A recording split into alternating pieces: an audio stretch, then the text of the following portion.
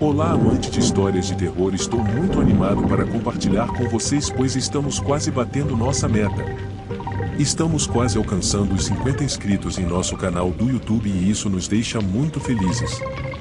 Se você ainda não se inscreveu, agora é a hora perfeita para fazer parte da nossa comunidade e receber atualizações sobre os nossos próximos vídeos. Vamos para a nossa história bizarra de hoje. Título: Um desejo de morrer. Início. Lembro-me da primeira vez que quis morrer. Eu tinha 9 anos e estávamos visitando meus avós. Depois do jantar, meu avô disse que não se sentia bem e teve que se deitar na cama. Chamaram uma ambulância. Sentei-me no parapeito da janela de seu quarto e o observei enquanto ele gemia. E pensei, acho que é assim que parece quando a morte se aproxima. E parecia muito agradável e emocionante. Mais tarde, quando comecei a faculdade de medicina, descobri que era fascinado pelos cadáveres no laboratório de anatomia. Todos pareciam tão pacíficos que me perguntei como seria deitar com eles. Lá estavam eles, apenas dormindo em cima de mesas. Quem sabia o que eles estavam pensando ou sonhando? Tinha que ser melhor do que permanecer vivo. Uma noite, fui ao laboratório de anatomia. Nenhum professor ou aluno estava lá. Afinal, eram 3 da manhã. Acendi as luzes do laboratório, encontrei uma mesa vazia e subi nela. Lá estava eu, cercado por cadáveres, a maioria deles parcialmente dissecados. A mesa estava terrivelmente fria, mas, mesmo assim, parecia bastante agradável e pacífica. Fiquei apenas alguns minutos e depois decidi ir para casa. Foi uma experiência agradável, exceto por 2 problemas: o odor nocivo de formaldeído, que fazia meus olhos arderem e se encherem de lágrimas, e a gosma pegajosa no chão, que quase arrancou um dos meus sapatos. Meus pensamentos sobre a morte pareciam vir em ondas. Por longos períodos de tempo, por meses, a ausência desses pensamentos me daria um período sabático, permitindo-me aproveitar um pouco da minha vida como a maioria das pessoas comuns fazem. Mas tão regularmente quanto a órbita da Terra e o nascer do Sol, a ruminação sobre a morte invariavelmente retornaria. Eu nunca havia discutido meus pensamentos sobre a morte com ninguém.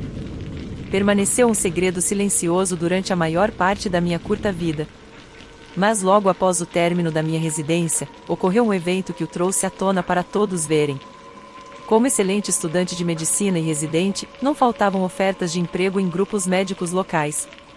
Assim que meu treinamento terminou, fui recrutado por um grande e bem-sucedido consultório de medicina interna em minha cidade natal, East Rockaway, Long Island. Aproximei-me do meu novo emprego com entusiasmo selvagem, trabalhando como um escravo com esteroides. Meus associados conseguiam atender apenas 20 ou 25 pacientes em um dia normal. Atendi mais de 50. Os pacientes tinham que chegar na hora. Se um paciente chegasse 3 minutos atrasado, eu me recusaria a vê-lo. Eu informaria meu assistente médico para reagendá-los. A meu ver, um compromisso para as 14 horas significava 14 horas, não 14 horas e 3. Toda a minha papelada e equipamentos da prática tinham que estar em ordem. Se minha assistente médica não tivesse o prontuário em minha mesa em preparação para a visita do paciente, eu a repreendia por trabalho inadequado e indiferente. Depois de trabalhar nesta prática médica por cerca de 10 meses, meus 2 associados vieram ao meu escritório e pediram para conversar comigo.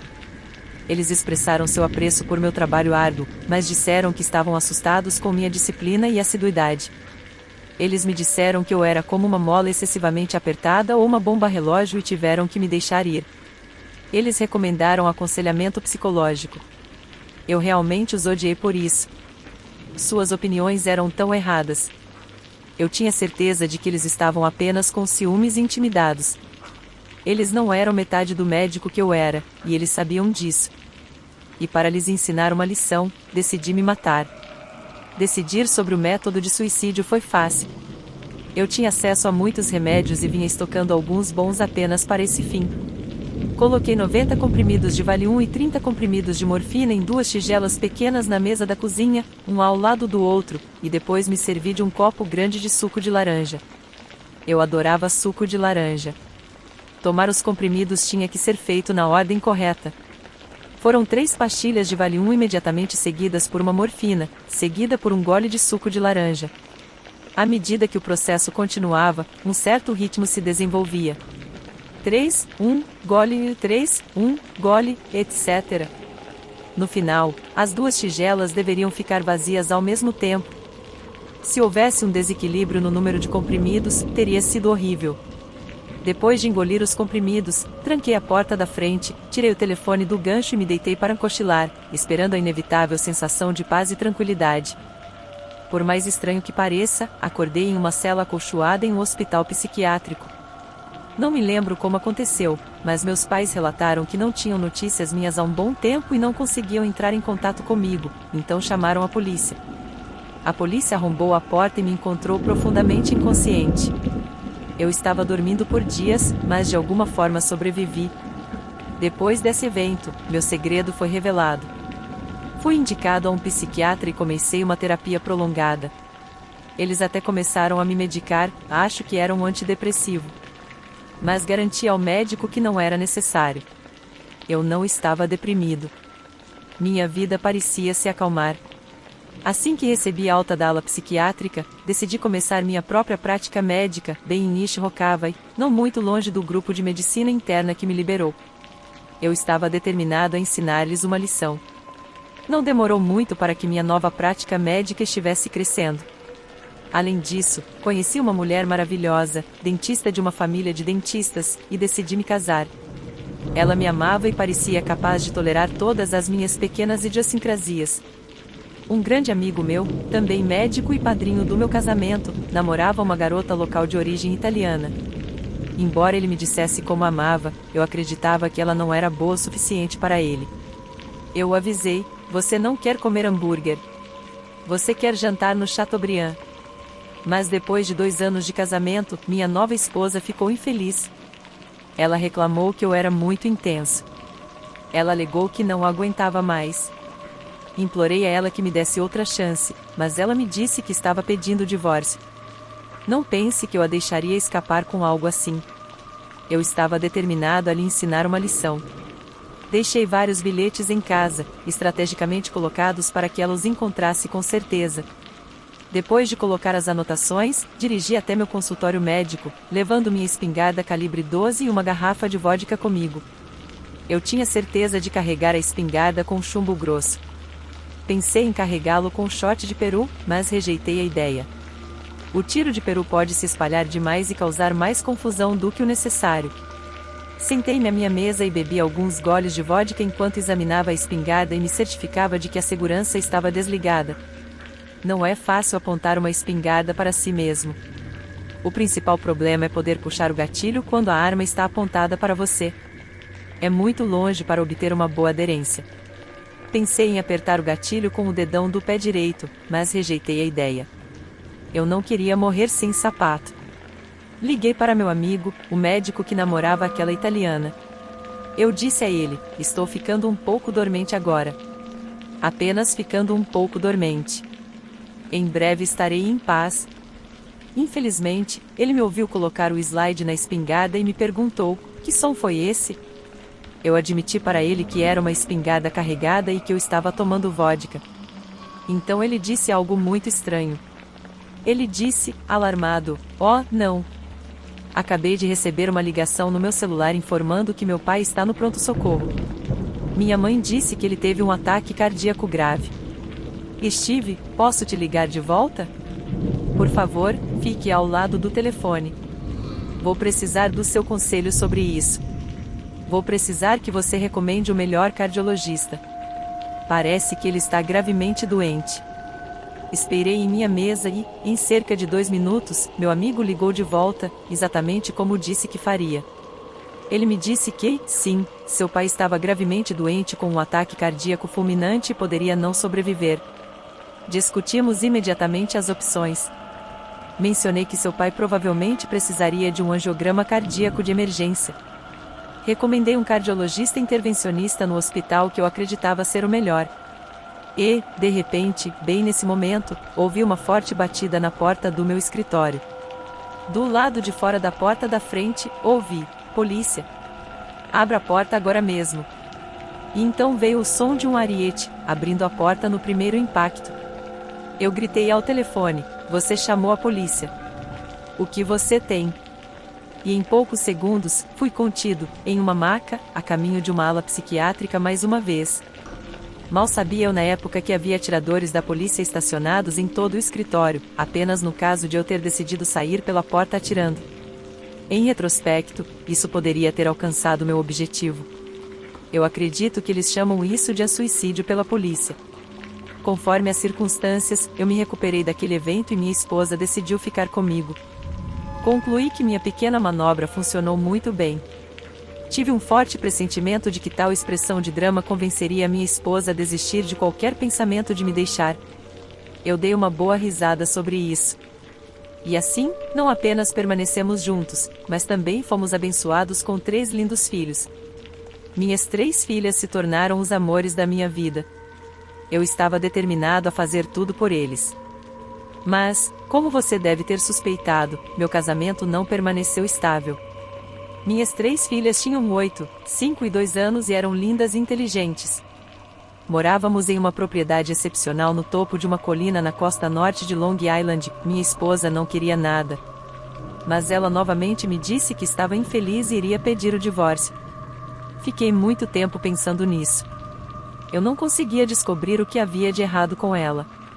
Quem poderia querer abandonar uma vida tão encantada? Naquela noite, não fui para a cama. Sentei-me em meu escritório doméstico e escrevi várias notas para deixar em casa. Então, fui ao meu estoque de remédios que guardava em um compartimento secreto no meu armário. Decidi usar Valium intravenoso desta vez. Esse método de entrega é mais rápido e mais certo. Liguei uma intravenosa com a mão esquerda, pendurei a bolsa de Valium em um poste e levei todo o aparelho para a garagem. Eu tinha acabado de comprar um Cadillac novo e não pude deixar de admirá-lo parado na garagem. Limpei e enceirei o carro com frequência, pelo menos uma vez por semana, para que sempre parecesse perfeito. O magnífico acabamento branco perolado brilhava como quartzo sob as lâmpadas fluorescentes. Trouxe um monte de toalhas com as quais selei todas as rachaduras nas bordas da porta da garagem para garantir que não houvesse entrada de oxigênio. Usado. Eu ri sobre como deve ser estranho recriar uma câmara de gás tantos anos depois da Segunda Guerra Mundial. Mas, pensei, é preciso admitir que é eficaz. Sentei-me em meu Cadillac novo, comecei a administrar o Valium intravenoso e girei a chave. O Cadi deu partida com um leve zumbido e gorgolejo. E lá fiquei sentado, por alguns momentos, até me sentir tonto e sonolento. Logo perdi a consciência e comecei a experimentar a paz que busquei durante toda a minha vida. Na manhã seguinte, o telefone tocou. Minha esposa atendeu e ouviu uma voz masculina gentil. Enquanto ouvia, ela notou que meu lado da cama ainda estava liso e sereno, sugerindo que eu não tinha ido para a cama naquela noite. Uma sensação de apreensão imediatamente surgiu nela. Olá, Raquel. É o Dr. Diam Noy.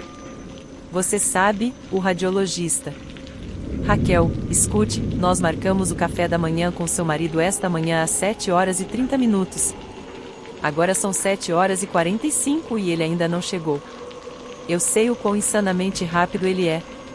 Ele não costuma se atrasar para nada. Então, eu só queria saber se ele está lá. Minha esposa desligou o telefone e rapidamente olhou ao redor da casa, mas obviamente não havia ninguém lá. Nossas filhas estavam lá em cima, provavelmente ainda dormindo. Enquanto voltava para o telefone, decidiu verificar a garagem, só para ver se o carro ainda estava lá. Quando ela abriu a porta da garagem, ela imediatamente me viu sentado no banco do motorista do Cadillac. O carro ficou sem gasolina e não estava funcionando. Ela correu para a câmara de gás selada, gritando o meu nome, Steve. Steve. Mas em 10 segundos, a garagem ficou totalmente silenciosa novamente. Nesse momento, nossa filha de 5 anos entrou na cozinha, pegou o telefone e disse alô. O Dr. Amnoy, que ouviu minha esposa gritando, perguntou se sua mãe estava lá. Foi então que minha filha do meio viu minha esposa deitada no chão da garagem ao lado de meu Cadillac e de mim. Ela correu para a garagem gritando, mamãe. E então, houve silêncio total mais uma vez. Ao ouvir a comoção, meu colega imediatamente chamou a polícia e logo minha família se tornou notícia nacional. Lembro-me das manchetes dizendo, médico rico, em desespero, comete suicídio, mata inadvertidamente a esposa e a filha do meio. Os jornais explicaram todo o trágico caso. Um médico de sucesso, no topo de sua profissão, morando em uma bela mansão na costa norte de Long Island, com tudo para viver, tira a própria vida. Sua esposa e filha também morrem de envenenamento por monóxido de carbono. Felizmente, suas outras 2 filhas sobreviveram. Então, no final, finalmente conseguiu o que procurava. Mas minha paz agora foi dilacerada pelas mortes de minha esposa e filha. Em vez da paz que eu desejava, agora me resta uma eternidade de desespero e tristeza. Se eu pudesse ter outra chance na vida, talvez abordasse as coisas de maneira diferente. Agora, estou no inferno. Fim. Muito obrigado por assistir até o final. Não se esqueça de antes de sair se inscrever para ficar por dentro do que rola no canal e receber todos os vídeos. Também curta e comente o que achou da história. Até a próxima, queridos ouvintes.